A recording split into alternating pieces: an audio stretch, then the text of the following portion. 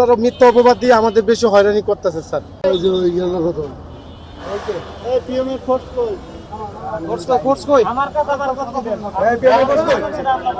আমি যাই নাই তো,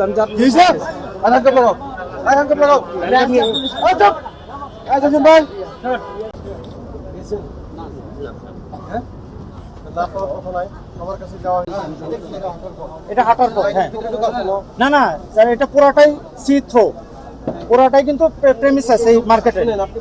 28 নম্বর বাড়ি, 28 নম্বর বাড়িটা, এটা ভিআইপি আলিবাবা ডোরের একটা 28 নম্বর বাড়ি তো, হ্যাঁ আপনি 01320 হ্যাঁ নাম্বারে ভিডিও পাঠাবেন আর তার নাম ঠিকানাটা পাঠাবেন। আপনি বলেন নাম্বারটা। এখানে তো আপনাদের সুন্দরবন ম্যাজিস্ট্রেটকে বুঝাইয়া দিল, তারপর আপনারা কেন দোকানটা ওপেন করলেন? জি জি আমরা করতেছি, কাজ করতেছি মাল সরে, হ্যাঁ এটাই করতেছি। না, আমরা তো দেখলাম আপনি রীতিমতো বেচা কিনা করতেছেন। না না না না বেচা কেনা নাই, আমরা দেখেছি না না বেচা কিনা করতেছেন। পেটের দায় এইখানে আইছে, আমাদের যদি অর্থ থাকতো, টাকা থাকতো, তাহলে আমরা এখানে কখনো কোনোদিন আসতাম না।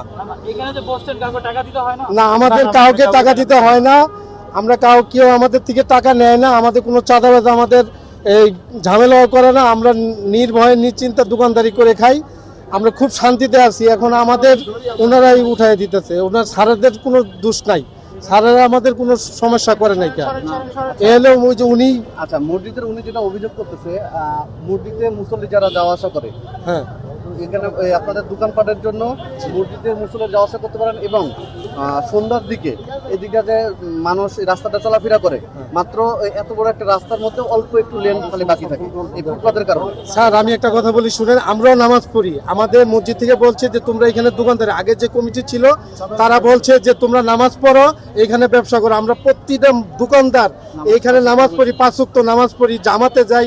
মানে এখন যে বর্তমান যে কমিটি আছে সে আমাদের এই ঝামেলাগুলা করতেছে। আমাদের উদ্দেশ্যটা কি তাদের আসলে? এটা আল্লাহ পাক ভালো জানে, আমরা তো সঠিকভাবে জানি, কিন্তু কেন গরিবের পেটে লাথি দেওয়ার জন্য উনি ম্যাজিস্ট্রেটের কাছে উল্টাপাল্টা কথা বলছেন। আপনারা কি মনে করতেছেন আপনার কাছে এই যে মেইন রোড একটা ধরতে গেলে এটা মেইন রোডের মতো, এটা এখানে আপনারা দোকানদারি করতেছেন? স্যার আমরা গরিব মানুষ, কোথায় যাব, কি করব, আমাদের একটা বসার জায়গা নাই, কোনো অর্থ নাই, টাকা নাই, আমরা ব্যবসা বাণিজ্য করে খেতে পারি না, দেখে রাস্তায় এসে ব্যবসা করি। এখন আপনারা আমাদের পেটে লাথি দিবেন দেন, কিন্তু ওনারা মিথ্যা অপবাদ দিয়ে আমাদের বেশি হয়রানি করতেছে স্যার। বাত ব্যথা, প্যারালাইসিস কিংবা আর্থ্রাইটিস, আধুনিক ফিজিওথেরাপি ও পুনর্বাসন চিকিৎসায় নির্ভরযোগ্য নাম ডিপিআরসি। জায়গায় লোকজন চলবে কোন দিক দিয়ে? না, আপনি চলতে পারবেন না, আপনি মালামাল সরাই নেন, দোকানে এখানে করতে দেবো না, বন্ধ হয়ে যাবে স্যার, বন্ধ আজকে হলো, আপনি মালামালটা সরাই নেন। হ্যাঁ, সরিয়ে না নিলে আমাদের সিট ওখানে গাড়ি আছে, তাহলে আমরা সরিয়ে নিবো বাবা, আপনার কাজটা একটু সহজ করে দেবো। হ্যাঁ, 1 ঘন্টা সময়, এই দেখেন 12টা 3 বাজে, আপনি 1টার মধ্যে সরিয়ে নেন, কোনো ব্যাগটা শুনবো না, একটা দেওয়ার শোনার আমাদের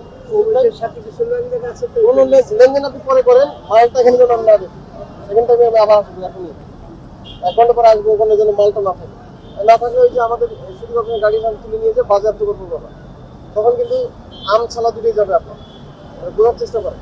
আপনি কিন্তু আদেশ যেভাবে বলছেন জিনিস নিয়ে চলে যাবো আমরা, কালকে নিয়ে গেছি খাল পাড়ে এরকম, ঠিক আছে, বাজার তো হয়ে গেছে।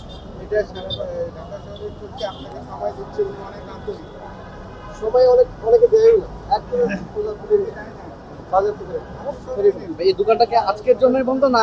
না, 10,000 টাকা, 10,000 টাকা জরিমানাও করবো না, আর অর্ধেক 5,000 টাকা জরিমানা দেবেন, 5,000 টাকা জরিমানা দেবেন, না দিলে 7 দিন বিনাশ্রম জেল হবে।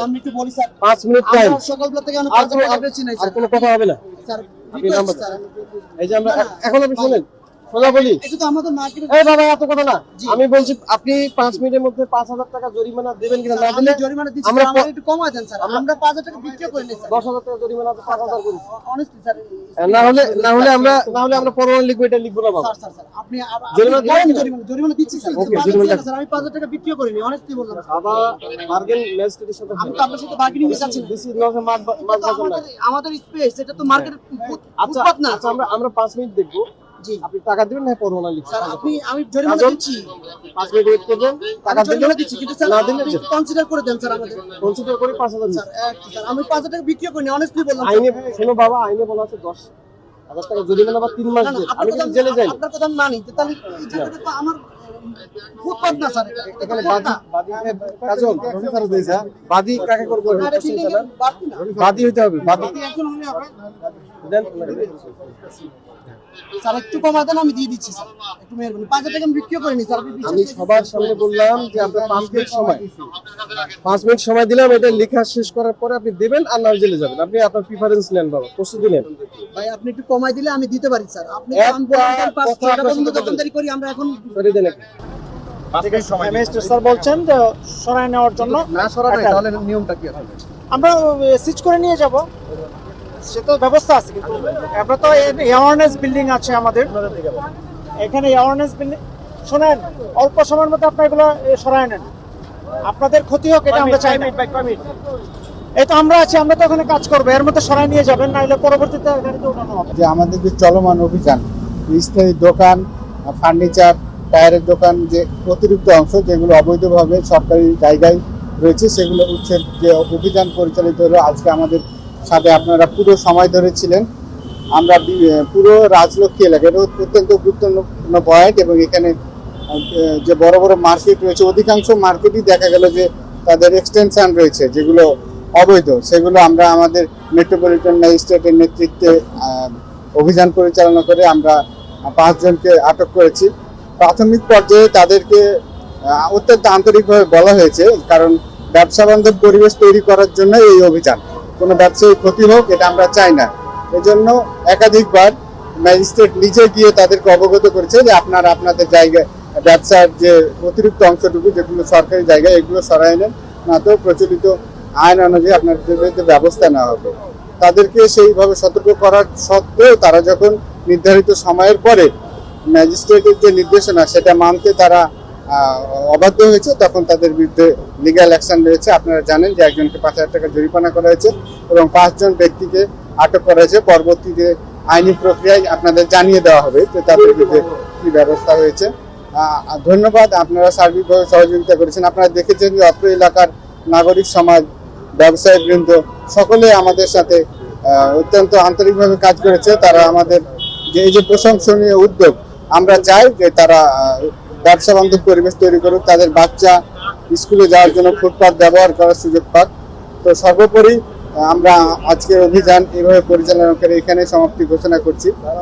আইন সংক্রান্ত সার্বিক বিষয়ে আমি আমাদের সম্মানিত মেট্রোপলিটন ম্যাজিস্ট্রেট জনাব আসাদুজ্জামানকে অনুরোধ করছি, উনি বলবেন বিস্তারিত। আমি আসাদুজ্জামান, আমি স্পেশাল মেট্রোপলিটন ম্যাজিস্ট্রেট উত্তরা বিভাগ ডিএমপি। আজকে আমাদের 4র্থ দিনের মতো অভিযান চলতেছে উত্তরাতে। তো আপনারা আমাদের সার্বিকভাবে সহযোগিতা করেছেন। আমরা দুটো কমিশনার মহোদয়ের গণবিজ্ঞপ্তির প্রেক্ষিতে এই অভিযানে আসছি। তো আমরা দেখেছি যে বেশিরভাগই মেনেছে, যারা যারা মানেনি তাদেরকে আমরা প্রথমে বোঝালাম ভালোভাবে।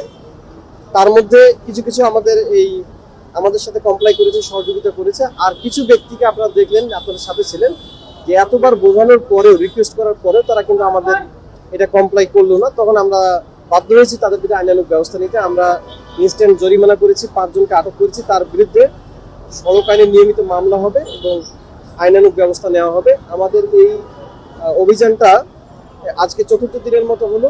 এরপরে আমাদের অফিসাররা এটা অব্যাহত রাখবে ফলো আপে। যদি আমরা ভালো পজিটিভ রেজাল্ট পাই তাহলে তো ভালো, আর যদি না হয় তাহলে আমরা আর বোঝানোর অপশন আমাদের থাকলো না, তখন আমাদের আইনানুগ ব্যবস্থায় যেতে হবে। আমরা সেই অনুযায়ী ব্যবস্থা নেব। আর এই কাজে সার্বিকভাবে মিডিয়া সহ অন্যান্য যারা সহযোগিতা করলেন তাদেরকে আমি ধন্যবাদ জানাচ্ছি, এবং এটা যাতে আগামীতেও আমরা এই জাতীয় কার্যক্রম অব্যাহত রাখতে পারি, ফুটপাতকে, সড়ককে দখলমুক্ত রাখতে পারি, এজন্য আমি আপনাদের সকলের সহযোগিতা কামনা করছি।